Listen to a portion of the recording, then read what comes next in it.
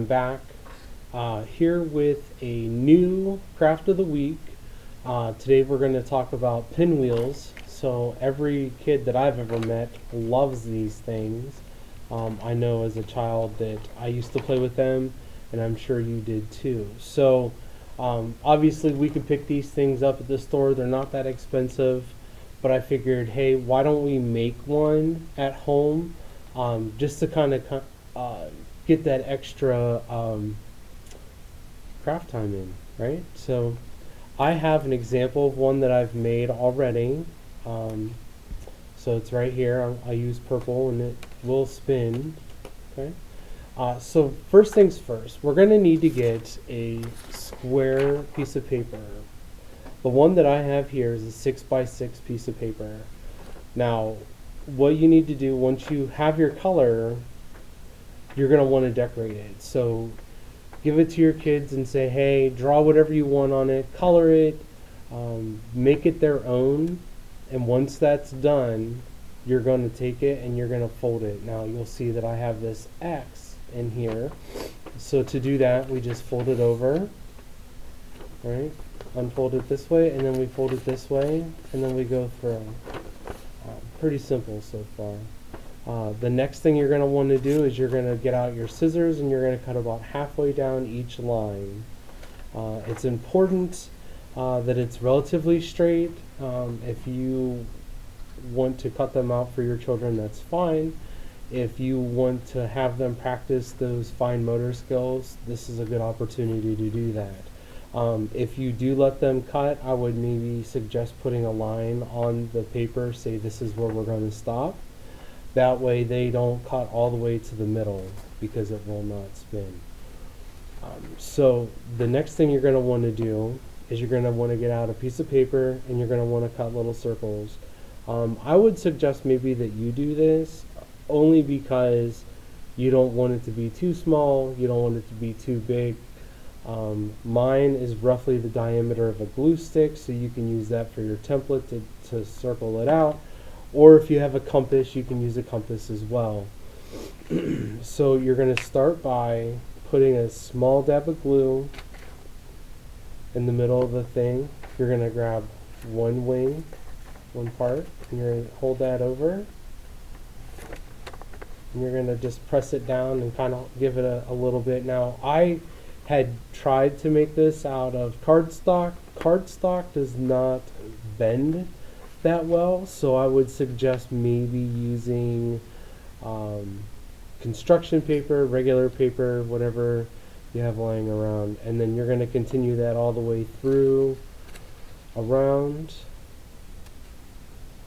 Okay. And you're going to want to keep your finger on it when you do it because the glue isn't going to bond that fast, and we don't want to have one wing not in place. Okay, so I'm going to finish going this around here like so.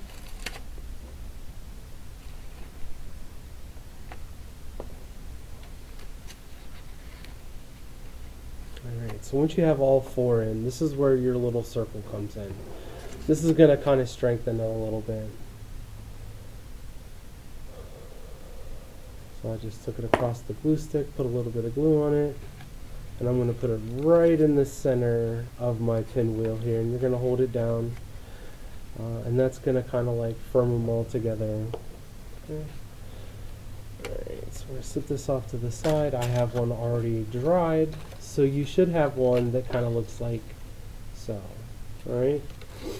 Now, we have to put a hole in the middle of this thing, so there's two ways to do it. You can either use your scissors and very carefully cut it, or you can take a thumbtack or a pin and push through. I'm going to use one of my crafting knives. A box cutter will work just the same. And we're going to start by putting a small X in the middle of the paper. Now, I would not let your kids do this. We don't want them cut or hurt in any way. Since I'm using a razor knife, I'm using my cutting mat, or mat I should say.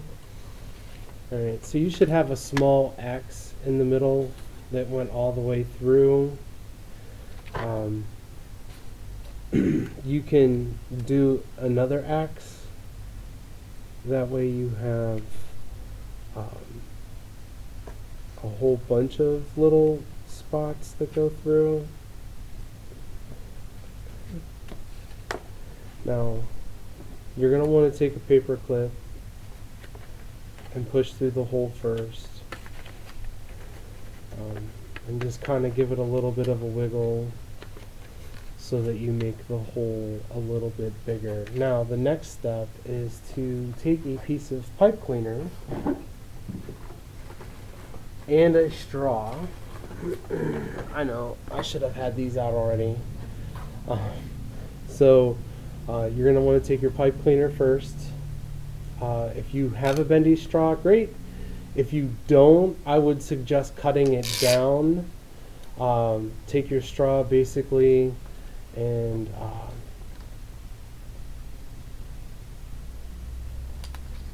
just kind of cut a piece like so. That way you have a place for the pipe cleaner to go through. Alright, so let's take this, switch this all back together. So take your pipe cleaner and fish it through the back. And you might want to kind of wiggle it around a little bit and push it up pretty far because we're going to do something here. Essentially what you're going to do is make a circle, or think of cinnamon roll. We're rolling it like a cinnamon roll, okay? And this is going to keep the pipe cleaner from coming back out.